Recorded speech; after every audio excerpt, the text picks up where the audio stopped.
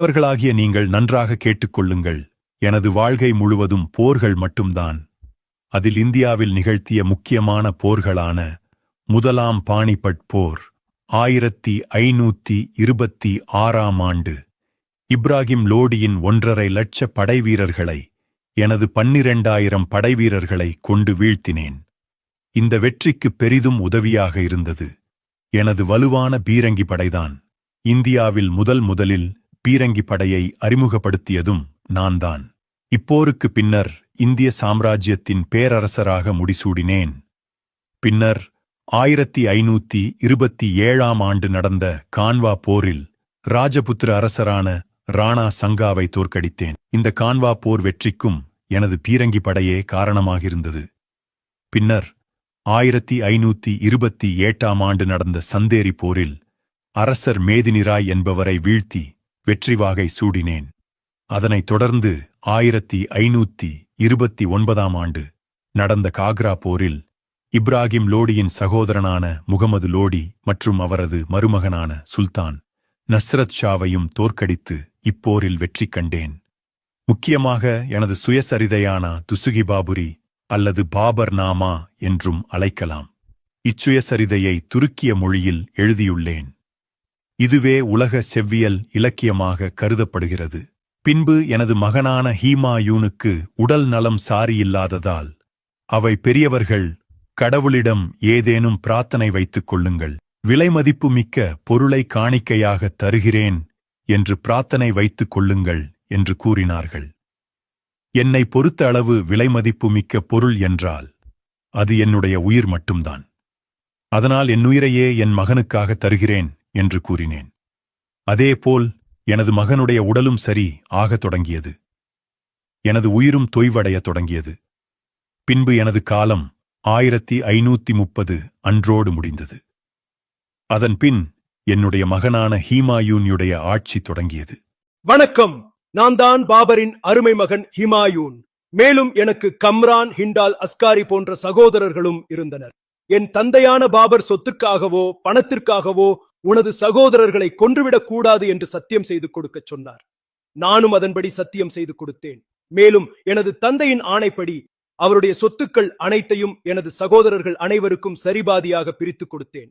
முக்கியமாக எனது முதல் சகோதரனான கம்ரனுக்கு காபூல் மற்றும் காந்தகார் பகுதிகளை வழங்கினேன். பின்பு அவர் தன் அதிகாரத்தை பஞ்சாப் வரை விரிவுபடுத்தினார். இருப்பினும் எனது சகோதரர்கள் அனைவருக்கும் டெல்லி அரியணை மீது மோகமும் பேராசையும் அதிகமாக இருந்தது. பின்பு சுனார் கோட்டையில் உள்ள அரசர் மற்றும் அக்கோட்டையின் தளபதிகள் அனைவரும் இனி முகலாயர்களுக்கு வரி கெட்டப் போவதில்லை என்றும் இனி நாங்கள் தனி ராஜ்யத்தை மேற்கொள்ளப் போகிறோம் என்று கூறிய காரணத்தினால் 1532ஆம் ஆண்டு சுனார் கோட்டையை முற்றுகையிட்டேன். பின்பு அக்கோட்டையின் தலைமை தளபதியான ஷேர்கான் என்றழைக்கப்படும் ஷேர்ஷா சூரி என்ன கூறுகிறார் என்று நீங்களே கேளுங்கள். ஐயோ சுல்தான், நாங்கள் அப்படி எதுவும் கூறவில்லை. உங்களுக்கு கிடைத்த தகவல் பொய்யானது என்று நினைக்கிறேன்.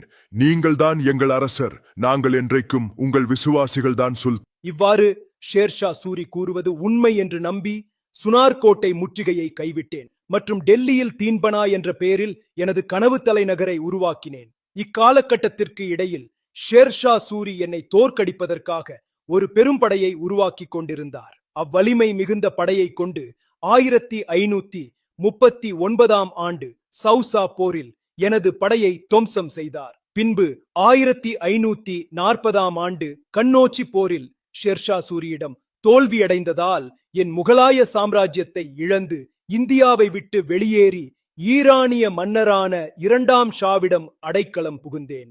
பின்னர் 1541இல் ஹமிதா பானு பேகம் என்ற பெண்ணை மணந்தேன். பின்பு அக்பர் எங்கள் இருவருக்கும் மகனாக பிறந்தார். பின்பு இந்தியாவிற்குள் நுழைந்து நம்பிக்கை துரோகிகளான எனது சகோதரர்களை சிறையில் அடைத்து அவர்களிடம் இருந்த ராஜ்யத்தை கைப்பற்றினேன். பின்பு 1555ஆம் ஆண்டு டெல்லியை ஆட்சி செய்து கொண்டிருந்த ஷெர்ஷாவின் மகன் ஸ்மைல் ஷாவை தோற்கடித்து ஆக்ராவில் மீண்டும் எனது முகலாய பேரரசை நிறுவினேன். பின்பு 1556ஆம் ஆண்டு நூலக படிக்கட்டில் இருந்து தவறி விழுந்து இறந்தேன். எனது கல்லறையை எனது மனைவி ஹமிதா பானு பேகம் டெல்லியில் கட்டினார். எத்தகைய எனது அதிர்ஷ்டம் இல்லாத வாழ்க்கையை வரலாற்று ஆசிரியர் ஸ்டான்லி லேன்பூல் வாழ்க்கை முழுவதும் தவறி விழுந்த ஹிமாயூன் வாழ்க்கையை விட்டே தவறி விழுந்து இறந்தார் என்று எழுதினார். எனக்கு பின் எனது மகன் ஜலாலுதீன் முகமது அக்பரின் ஆட்சி தொடங்கியது. வணக்கம், நான் தான் ஷேர்ஷா சூரி. என்னிது ஹிமாயூனுக்கு பின்னர் அக்பர் தான வரணும். அதுக்கு முன்னாடி நான் யாருன்னு யோசிக்கிறீங்களா? உங்களோட யோசனை எல்லாம் சரிதாங்க. ஆனால் 1540 ஆண்டு நடந்த கன்னோச்சி போரில் ஹிமாயூனை வீழ்த்தி 1540 முதல் 1545 வரை நானும் பின்பு 1545 முதல் 1554 ஆண்டு எனது மகனான இஸ்லாம் ஷாவும் இந்திய சாம்ராஜ்யத்தை ஆட்சி செய்தோம். தற்போது என்னுடைய வரலாற்றை கூறுகிறேன். நான் தான் ஷேர்ஷா சூரி. எனது இயற்பெயர் பரித். நான் பீகார் மாநிலத்தில் பிறந்தேன். மேலும் நான் பிறப்பால் ஒரு ஆப்கானியர். ஆனால் நான் சூர் வம்சத்தை சார்ந்தவன். மேலும் ருப்பியா என்ற பெயரில் முதலில் வெள்ளி நாணயத்தை அறிமுகப்படுத்தியதும் நான் தான். மேலும் இந்திய ரூபாயின் தந்தை மற்றும் நவீன நாணய முறையின் தந்தை என்று அழைக்கப்படுவதும் நான் தான். மேலும் ஒரு வலிமையான நிர்வாக அமைப்பை இந்தியாவில் உருவாக்கினேன். மேலும் எனது முக்கிய கொள்கையாக விவசாயிகள் சீர்குலைந்தால் அரசன் சீர்குலைவான் என்பதை நம்பினேன். மேலும் எனது பேரரசை பலப்படுத்துவதற்கு சாஹி என்ற ராயல் சாலையை சிந்து பள்ளத்தாக்கிலிருந்து மேற்கு வங்காளத்தில் உள்ள சோனார் பள்ளத்தாக்கு வரை அமைத்தேன். மேலும் கொல்கத்தாவிலிருந்து பெஷாவர் வரை உள்ள இச்சாலையை ஆங்கிலேயர் ஆட்சி காலத்தில் கிராண்ட் ட்ரங்க் சாலை என பெயர் மாற்றம் செய்து கொண்டனர். மேலும் இச்சாலையின் ஓரங்களில் குறிப்பிட்ட தொலைவிற்கிடையில் சராய் எனும் பயணிகள் ஓய்வெடுக்க சத்திரங்கள் மற்றும் சாலையின் இரு பக்கங்களிலும் பயணிகளுக்காக மரங்களையும் நட்டினேன். பின்பு டெல்லியில் புராணக்கிலா என்ற புதிய நகரத்தை உருவாக்கினேன். இத்தனை நன்மைகள் அனைத்தையும் வெறும் எனது 5 வருட ஆட்சியில் இந்திய மக்களுக்காக செய்து முடித்தேன்.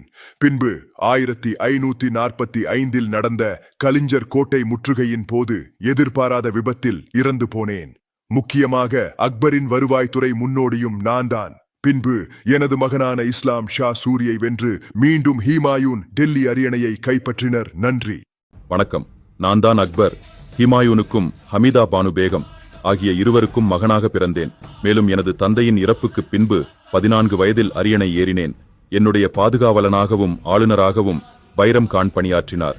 மேலும் 1556 ஆண்டு நடந்த 2ஆம் பானிபட் போரில் வட இந்தியாவை ஆண்ட சூர் வம்சத்தை சேர்ந்த ஹெமுவை வீழ்த்துவதற்கு பைரம் கான் பெரிதும் உதவியாக இருந்தார். மேலும் ஆளுநரான பைரம் கானை மெக்காவிற்கு அனுப்பி வைத்தேன். அப்போது குஜராத்தில் வைத்து ஆப்கானியர் ஒருவரால் பைரம் கான் கொல்லப்பட்டார். பின்பு அவரது மகனான அப்துர் ரஹீமிற்கு எனது அரசவையில் கானான் என்ற பட்டத்தை வழங்கினேன். பின்பு எனது பேரரசை விரிவுபடுத்துவதற்காக படையெடுப்பு, திருமண உறவு, ஆட்சி கைப்பற்றல் போன்றவற்றில் கவனம் செலுத்தினேன். மேலும் எனது படையெடுப்புகளான மத்திய இந்திய படையெடுப்பில் ராணி துர்காவதியை வீழ்த்தினேன் மற்றும் அகமது நகர் படையெடுப்பில் ராணி சந்த் பிவியின் அசாத்திய வீரத்தை கண்டு அவ்வம்மையாருக்கு சாதகமாக அமைதி உடன்படிக்கையை செய்து கொண்டேன். மேலும் மேவார் அரசர் ராணா உதய் சிங்கை 1568 நடந்த சித்தூர் போர் மற்றும் 1569 நடந்த ராந்தம்பூர் போரில் வீழ்த்தினேன். பின்பு 1576 அவரது மகனான ராணா பிரதாப் ஹால்டிகாட் போரில் என்னிடம் தோல்வியுற்ற போதிலும் சேத்தக் என்ற குதிரையில் தப்பி காட்டில் இருந்தவாறே போரை தொடர்ந்தார். இவ்வகை ராஜபுத்திரர்களின் துணிச்சலை கண்டு வியந்தேன். பின்பு ராஜபுத்திரர்களிடம் சுமூக உறவை மேற்கொள்ளும் வகையில் ராஜபுத்திர இளவரசியான மரியம் உஷ் ஜமானியை திருமணம் செய்தேன். மேலும் இந்து மக்களின் மீது விதிக்கப்பட்ட ஜிசியா வரியை ரத்து செய்தேன் மற்றும் புதிய தலைநகரான பதேபூர் சிக்ரியை உருவாக்கினேன். மேலும் இந்த நகரில் இபாதத் கானா என்ற வழிபாட்டு கூடத்தை உருவாக்கினேன். இங்கு அனைத்து மத சிற்றரசர்களும் உரையாடி டின் இ இலாஹி என்ற மதத்தையும் சுல் இ குல் என்ற கொள்கையையும் அறிமுகப்படுத்தினேன். மற்றும் முதலில் மன்சப்தாரி முறையை அறிமுகப்படுத்தியதும் நான்தான். பின்பு 1605 இறந்தேன். எனது கல்லறையை ஜஹாங்கீர் ஆக்ராவிற்கு அருகில் சிக்கந்திராவில் அமைத்தார். பின்பு ஜஹாங்கீரின் ஆட்சி தொடங்கியது. நன்றி. வணக்கம். நான் தான் ஜஹாங்கீர் அக்பர் மற்றும் அவரது ராஜபுத்திர மனைவி ஆகிய இருவருக்கும் மகனாக பிறந்தேன். மேலும் எனது உண்மையான பெயர் நூர்தின் முகமது ஜஹாங்கீர். இதன் பொருள் உலகத்தை கைப்பற்றியவர் என்பதாகும். மற்றும் நான் பாரசீக பெண்ணான மெஹருன்னிசா என்கிற நூர்ஜகானை திருமணம் செய்து கொண்டேன். இப்பெயரின் பொருள் உலகின் ஒளி என்பதாகும். மேலும் நான் கலை, ஓவியம், தோட்டம், மலர்கள் ஆகியவற்றில் அதிக ஆர்வம் கொண்டிருந்ததால் உண்மையான அரசவை அதிகாரம் அனைத்தும் என் மனைவியான நூர்ஜஹானிடமே இருந்தது. மேலும் எனது மூத்த மகனான குஷ்ருவும் மற்றும் 5வது சீக்கிய குருவான அர்ஜுன் தேவும் இணைந்து எனக்கு களங்கம் செய்ததால் அர்ஜுன் தேவை கொன்று குஷ்ருவை சிறையில் அடைத்தேன். அதன்பின் 1608 வில்லியம் ஹாக்கின்ஸ் எனும் ஆங்கிலேய வணிகர் முதலில் என் அவைக்கு வருகை புரிந்தபோது அவருக்கான வணிக உரிமையை நான் அளிக்கவில்லை. பின்பு 1615 ஆண்டு சர் தாமஸ் ரே எனும் ஆங்கிலேய வணிகர் என் அவைக்கு வருகை புரிந்தார். அவருக்கு சூரத்தில் வணிக மையம் அமைக்க அனுமதி அளித்தேன்.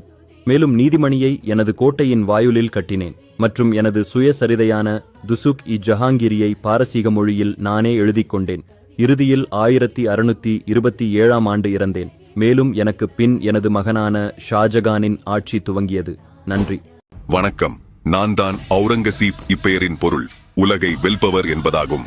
நான் ஷாஜகான் மற்றும் மும்தாஜ் ஆகிய இருவருக்கும் மகனாக பிறந்தேன். மேலும் அக்பர் ரத்து செய்த ஜிசியா வரியை மீண்டும் கொண்டு வந்தது நான்தான். மற்றும் ஏழைகளின் தாஜ்மஹால் என்று அழைக்கப்படும் பிபி க மக்பராவை அவுரங்காபாத்தில் கட்டினேன். மேலும் ஃபத்வா ஐ ஆலம்கிரி எனும் இஸ்லாமியின் சட்ட புத்தகத்தை எழுதியதும் நான்தான்.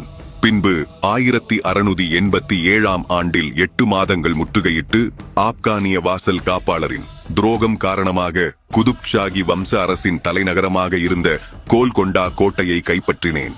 மேலும் எனது 50 வருட கால ஆட்சியில் பாதி காலத்தை வட இந்தியாவில், எனது மீதி காலத்தை தென்னிந்தியாவில் ஆட்சி புரிந்தேன். வடிந்தியாவில் ஆட்சி புரிந்த போது எனக்கு தென்னிந்தியாவில் ஆட்சி செய்த சிவாஜி எனக்கு பெரிதும் இடையூறாக இருந்தார். மேலும் எங்கள் இருவருக்கும் இடையில் பல போர்கள் நடைபெற்றன. மேலும் சிவாஜி இறப்புக்கு பின்பு 1681 தென்னிந்தியாவிற்கு சென்று அங்குள்ள தக்கான சுல்தான்களிடம் போர் புரிந்து தக்காணத்தில் எனது ஆட்சியை விரிவுபடுத்தினேன். பின்பு 1707 ஆண்டில் இயற்கை மரணம் அடைந்தேன். நன்றி.